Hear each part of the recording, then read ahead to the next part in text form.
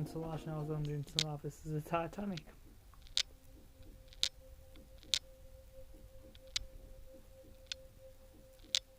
In the early 1900s. traveling by ship was all the rage. White Star Line was one of the most prominent and luxurious shipping lines of the time, catering to the rich and famous. With a reputation like that, you'd probably expect that their ships wouldn't, sink. Well, I guess popularity doesn't guarantee smooth sailing. Violet Constance Jessup learned that lesson the hard way. She survived 3 disasters on 3 different ships, but all belonging to White Star Line. So who was this lucky, or perhaps unlucky lady? And what could have possibly put her in such similar catastrophes time after time? Violet Jessup was born in Argentina, the oldest of 6 siblings in an Irish immigrant family. When she was just 16, they lost their father. So their mother decided to move the family back to Great Britain, where she found work as a ship stewardess. Unfortunately, her mother fell ill a few years later and couldn't work anymore.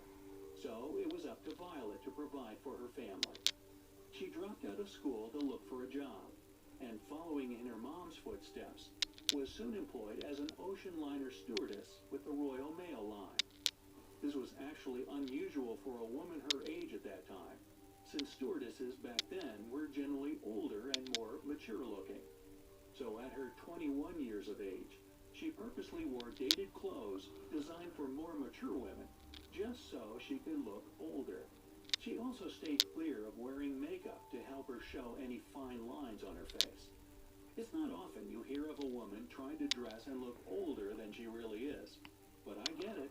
It helped land her a job she urgently needed. A few years later, in 1911, she started working aboard White Star Line's RMS Olympic, which at the time was the largest of all passenger ships. This is where Jessup experienced her first ship disaster. As they were leaving the harbor, a British warship accidentally crashed into the Olympic, leaving it with 2 massive holes in the hull.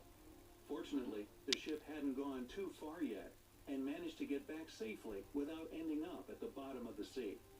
Nobody was hurt during this mishap. Also, during that time, a new ship was being built, and it was the talk around town. It was said to be the Titan of the Sea, the ultimate unsinkable ship. That's right, I'm talking about Titanic. Violet Jessup was really enjoying her job on board the Olympic, and had no intentions of going anywhere else.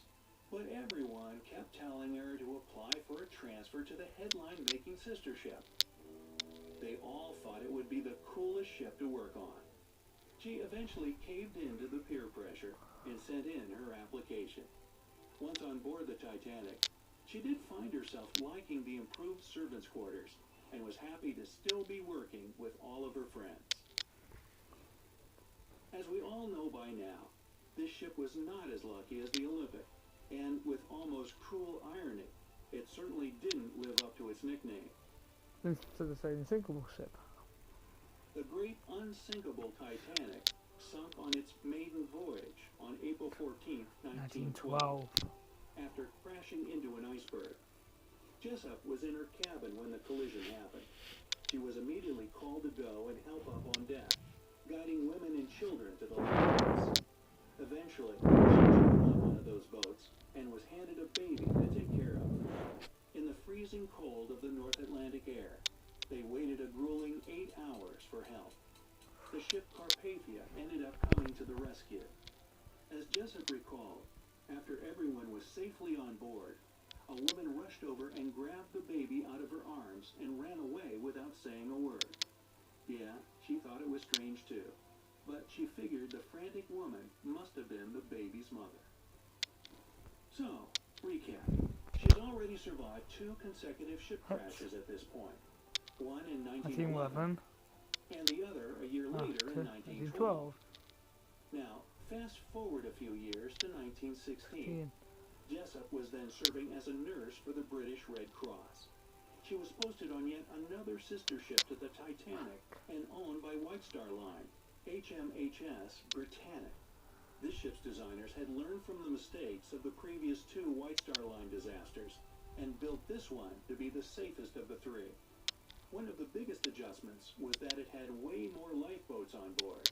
In fact, this ship had enough lifeboats to carry 3,600 people, which was much more than the maximum amount of passengers it could hold. Compare that to the Titanic, which had a tragic shortage, an oversight that would end up costing more people their lives. Anyway, the Britannic had been converted into a hospital ship to help bring wounded soldiers back home. And, as fate would so cruelly have it yet again, Jessup found herself in a third ship disaster within a span of 5 years. This time, however, it wasn't due to faulty design or bad planning. It was an unexpected explosion that caused it to sink into the Aegean Sea.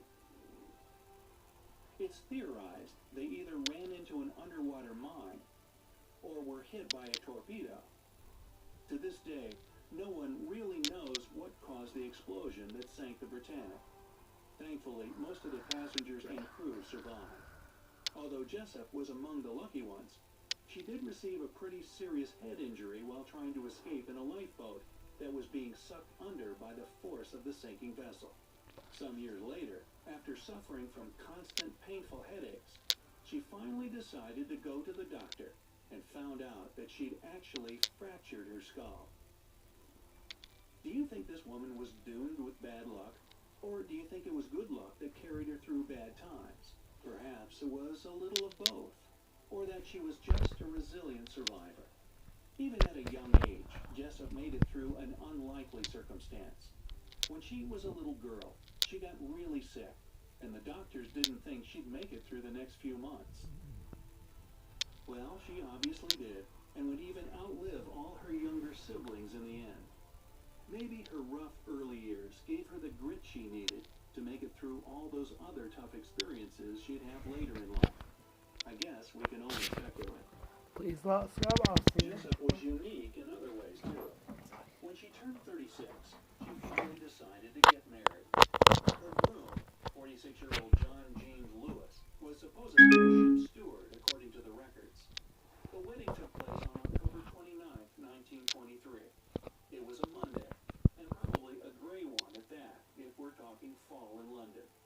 If you're the superstitious type, then you might not be surprised to find out that the marriage didn't last very long at all. Jessup never did have any children, which was pretty rare in an age when a child-free lifestyle wasn't really accepted. Well, in any case, Jessup just put all her time and energy into her job. She really must have loved what she did for a living, since, despite everything she'd been through, she continued to work as a ship stewardess for over 40 years. She even worked on a cruise line that took her around the world twice. Luckily, she never encountered another disaster at sea again after the Britannic. 3 times must have been enough. Miss Unsinkable, as she was dubbed, eventually retired to a cute little cottage in the English countryside that she decorated with trinkets she'd collected during her 4 decades of work and adventure. And get this, Violet recalled a strange day when a woman rang her up, claiming to be the little baby that the stewardess had saved from the Titanic so many years prior. But the mysterious caller hung up before any conversation got started. Some people think this was just a prank call, but Jessup swore that she never told anyone about the baby she'd rescued so long ago. Now, that's pretty wild. Passing at the age of 83 in 1971. I think one can say that Violet Jessup lived a full and happy life, giving her so many amazing tales to tell the world.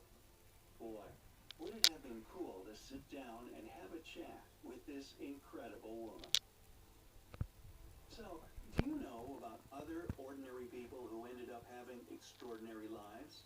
Let me know down in the comments. If you learned something new today, then give this video a like and share it with a friend.